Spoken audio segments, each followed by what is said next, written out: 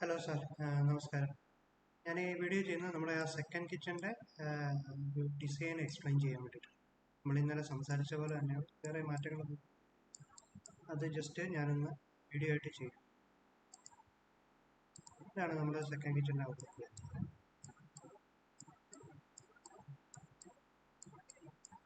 ആദ്യത്തെ സിങ്കിൻ്റെ യൂണിറ്റ്. ഈ സിങ്കിൻ്റെ യൂണിറ്റ് വേസ്റ്റ് ബിന്നും ഡിറ്റർജൻറ്റ് റാക്കോടുള്ള വേസ്റ്റ് ബിന്നും ഡിറ്റർജൻറ്റ് റാക്ക്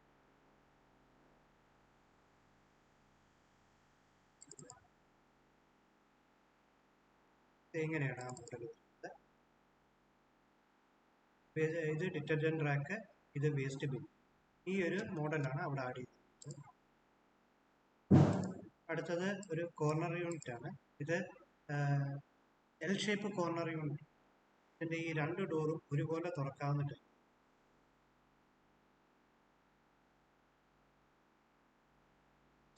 സ്റ്റൗകൾ ഉപയോഗിക്കാം.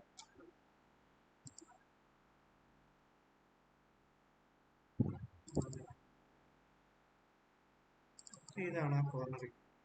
ഇതാകുമ്പോൾ നമുക്ക് ഈ സ്പേസ് ഫുള്ളായിട്ട് വിസിബിളുമാണ്. ഇത് യൂസ് ചെയ്യാൻ എളുപ്പമായി. സാധനങ്ങളൊക്കെ ഇടയ്ക്കോട്ട് കയറ്റി വെച്ചാലും എടുക്കാനും കാണാനും ഒക്കെ സൗകര്യം.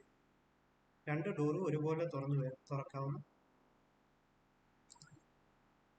അടുത്തത് ടാൻഡം ബോക്സ് ആണ്. ടാൻഡം ബോക്സ് ഈ ഡ്രോയർ സീരീസിൽ തന്നെ നമുക്ക് series tandem box, fire basket, build. ഇതിൻ്റെ എല്ലാം ഒരു വ്യത്യാസം ഞാൻ ജസ്റ്റ് ഒന്ന് കാണിച്ചുതരാം.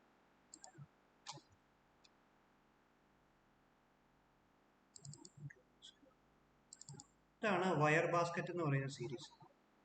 ഇതുപോലെ വയർഡ് ബാസ്ക്കറ്റ്. ഇതാണ് ടാൻഡം ബോക്സ്. ഈ ടാൻഡം ബോക്സിന്റെ താഴെ സ്ലൈഡർ വരും. ഒരു വലിയ സ്റ്റോറേജ് സ്പേസിനുണ്ട്. ഇതാണ് ടാൻഡം ബോക്സ്. അടുത്തത് ഇൻബിൽഡ് എന്ന് പറയുന്ന സീരീസ്. ഇതാണ് ഇൻബിൽഡ് സീരീസ്. ഇൻബിൽഡിന്റെയും വയർഡ് ബാസ്ക്കറ്റിന്റെയും സൈഡിലായിരിക്കും സ്ലൈഡേഴ്സ്. ഈ ഇൻബിൽഡ് ബാസ്ക്കറ്റ് എന്ന് പറയുന്ന ഈ അറ്റാച്ച്മെന്റ് നമുക്ക് ഇത് ഫുള്ളായിട്ട് യൂസ് ചെയ്യാൻ പറ്റും. ഈ അറ്റാച്ച്മെന്റ് വെക്കുകയും ചെയ്യാം, അത് ഊരി മാറ്റുകയും ചെയ്യാം.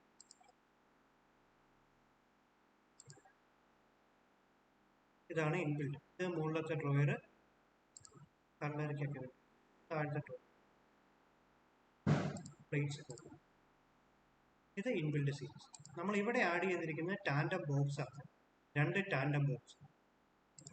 ഇത് ഇൻബിൽഡ് സീരീസ്. ഈ 600 എന്ന് പറഞ്ഞാൽ 3 ഡ്രോയർ വരുന്ന ഇൻബിൽഡ് ആയിരിക്കും. ഇൻബിൽഡ് സീരീസ് എന്ന് പറയുമ്പോൾ ഇതുപോലെ പാർട്ടീഷൻ വരും. അത് മാറ്റി മാറ്റി യൂസ് ചെയ്യാൻ പറ്റും. അഡ്ജസ്റ്റബിൾ ആണ്. ജസ്റ്റ് അതിൻ്റെ ഒരു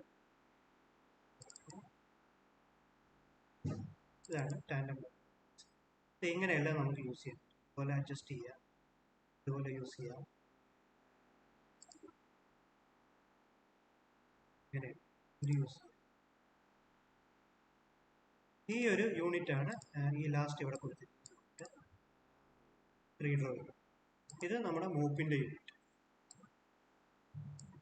ഇത് വാൾ മൗണ്ടിലെ GTPT യൂണിറ്റ്.